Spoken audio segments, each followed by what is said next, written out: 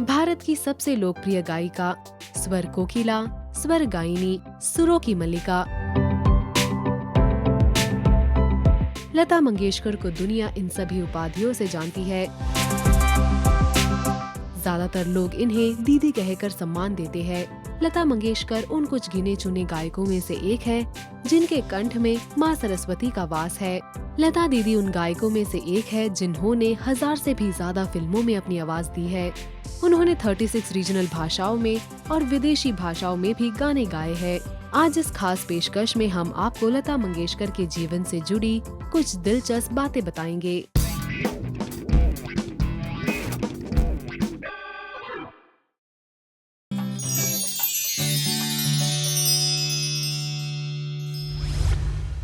जिन्हें आप प्यार से लता दीदी से संबोधित करते हो, दरअसल उनका असली नाम हेमा था, लेकिन कुछ साल बाद अपने थिएटर के एक पात्र लतिका के नाम पर दीनानाथ जी ने उनका नाम लता रखा।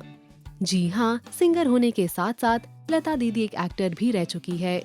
5 साल की उम्र में ही लता जी ने अपने पिता से संगीत की शिक्षा लेनी शुरू कर दी और थिएटर में एक्टिंग किया करती थी। बचपन में लता को रेडियो सुनने का बड़ा शौक था। कहा जाता है कि जब वो 18 वर्ष की थी तब उन्होंने अपना पहला रेडियो खरीदा। तो जैसे ही रेडियो ऑन किया तो के.एल. सहगल की मृत्यु का समाचार उन्हें प्राप्त हुआ। बाद में उन्होंने वो रेडियो दुकानदार को वापस लौटा दिया। रोचक बात यह है कि लता जी को सिंपल रहना पसंद था, लेकिन उन्हें डायमंड रिंग पहनने का शौक है। बताया जाता है कि उन्होंने अपनी पहली डायमंड रिंग वर्ष 1947 में 700 रुपए में खरीदी थी।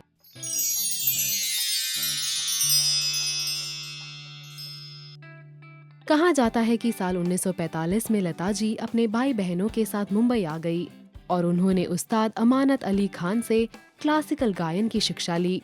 फिर साल 1946 में उन्होंने हिंदी फिल्म आपकी सेवा में पा लागू कर जोरी रे गीत गाया, लेकिन उन्हें रातों रात स्टार सिंगर बनाया 1939 की फिल्म महल का गाना आएगा आने वाला ने।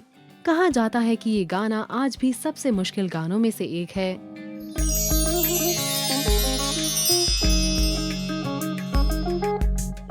आज भी कई लोग इस बात से अनजान है कि ढेरों प्रेम से जुड़े गानों को अपनी मधुर आवाज दे चुकी लता जी ने शादी क्यों नहीं की।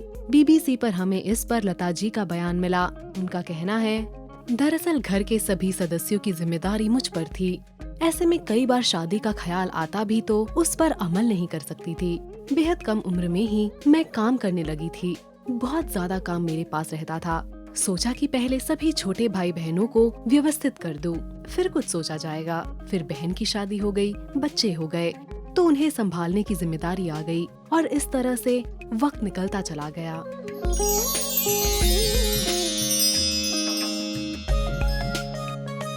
यूं तो लता जी ने मोहम्मद रफी के साथ सैकड़ों गीत गाए थे, लेकिन एक वक्त ऐसा भी आया था जब उन्होंने रफी से बातचीत करना बंद कर दी थी। कारण था रॉयल्टी। रिपोर्ट्स के मुताबिक लता जी ने खुद इस किस्से का जिक्र एक इंटरव्यू में किया है। 60 के दशक में मैं अपनी फिल्मों में गाना गाने के लिए रॉयल्टी लेना शुरू कर चुकी थी, लेकिन मुझे लगता कि सभी गायकों को रॉयल्टी मिले तो अच्छा होगा।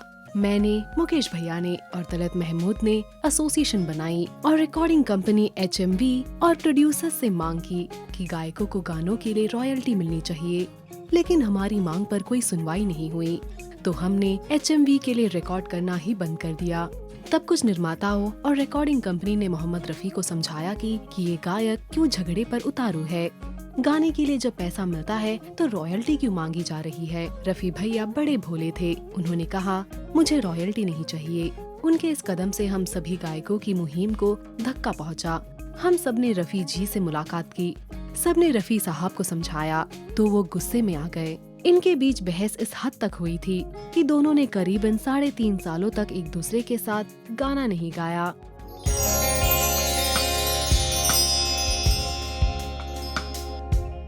किशोर कुमार के साथ लता की अनबन का किस्सा भी काफी दिलचस्प है। लता ने रिपोर्टडली इस घटना का जिक्र कुछ इस प्रकार किया है, 40 के दशक में जब मैंने फिल्मों में गाना शुरू ही किया था, तब मैं अपने घर से लोकल पकड़कर मलाड जाती थी। वहाँ से उतर के स्टूडियो बॉम्बे पैदल टॉकीज जाती। रास्ते में किशोर दा भी मिलते, लेकिन मैं उनको और वो मुझे नहीं पहचानते थे। किशोर दा मेरी तरफ देखते रहते, कभी हंसते, कभी अपने हाथ में पकड़ी छड़ी घुमाते रहते। मुझे उनकी हरकतें अजीब सी लगती। मैं उस वक्त हेमचंद प्रकाश की एक फिल्म में गाना गा रही थी। एक दिन किशोर दा भी मेरे पीछे पीछे स्टूडियो पहुंच गए। मैंने खेमचंद जी से शिकायत की, चाचा ये लड़का मेरा पीछा करता रहता है, मुझे देखकर हंसता है।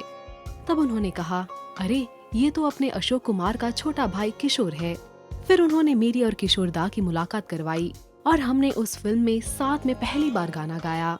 मैं चली देखो प्यार की गली, मुझे रोके ना कोई। मैं चली ये फिजा ये हवा ये नजारे ये समा, अब प्यार ना हुआ तो फिर कब होगा। मैं चली देखो प्यार की गली, मुझे रोके ना कोई। मैं चली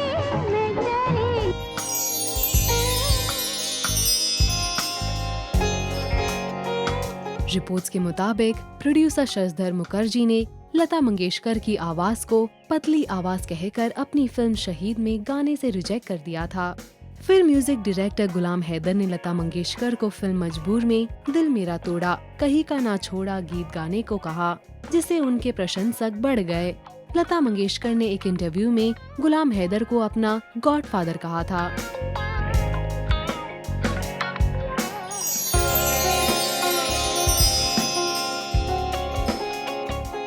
लता मंगेशकर जितनी अपनी सुरीली आवाज के लिए मशहूर है, उतनी ही मशहूर रही है अपने सह कलाकारों के साथ अनबन को लेकर।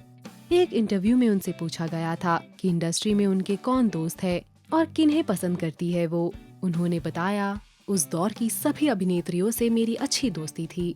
नरगिस दत्त, मीना कुमारी, वहीदा रहमान, साधना, सायरा बानू, सभी से मेरी नजदीकियां थी। दिलीप साहब मुझे अपनी छोटी बहन मानते थे। नई अभिनेत्रियों में मुझे काजोल और रानी मुखर्जी पसंद है। लता जी की सबसे पसंदीदा film the king and I है। हिंदी फिल्मों में उन्हें त्रिशूल, शोले, सीता और गीता, दिलवाले दुल्हनिया ले जाएंगे और मधुमती पसंद है। कहा जाता है कि साल 1943 में रिलीज किस्मत उन्हें इतनी पसंद आई कि उन्होंने इसे लगभग 50 बार देखा था। खाने में उन्हें तीखा खाना पसंद है। उनका मानना है कि मिर्च खाने से गले की मिठास बढ़ जाती है।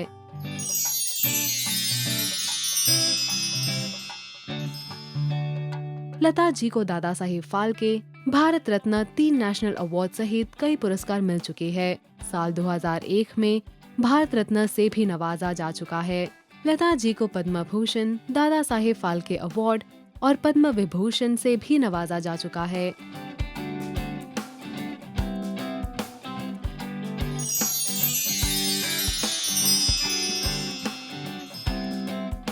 लता जी के जीवन पर कई किताबें लेखकों ने लिखी है, जैसे Lata Mangeshkar in her own voice, Lata Mangeshkar a biography, in search of Lata Mangeshkar, on stage with Lata, Lata Surgatha, Lata voice of the golden era, influence of Lata Mangeshkar song in my songs and life.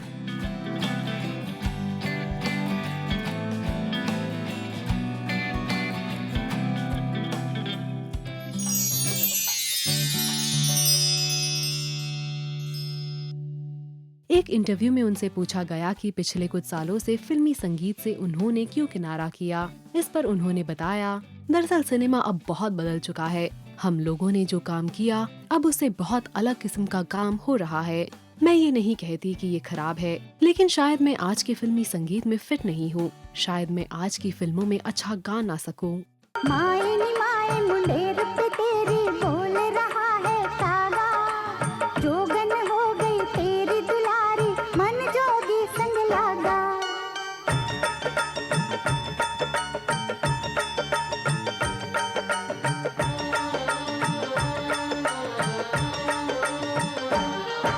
चांद की तरह चमक रही थी उस जोगी की काया, मेरे गाने आकर उसने प्यार का लख जगाया। अपने तन पे भस्म रमा के, अपने तन पे भस्म रमा के सारी रैन वो जागा, जोगन हो गई तेरी दुलारी, मन जोगी संग लागा। लता मंगेशकर भले ही आज फिल्मी संगीत से दूर है, लेकिन उनका आशीर्वाद सभी पर है। उनके गाए गाने आज भी अमर है। इनकी जिंदगी से जुड़े इन दिलचस्प कहानियों को जानकर आपको कैसा लगा? कमेंट्स कर हमें बताना ना भूले।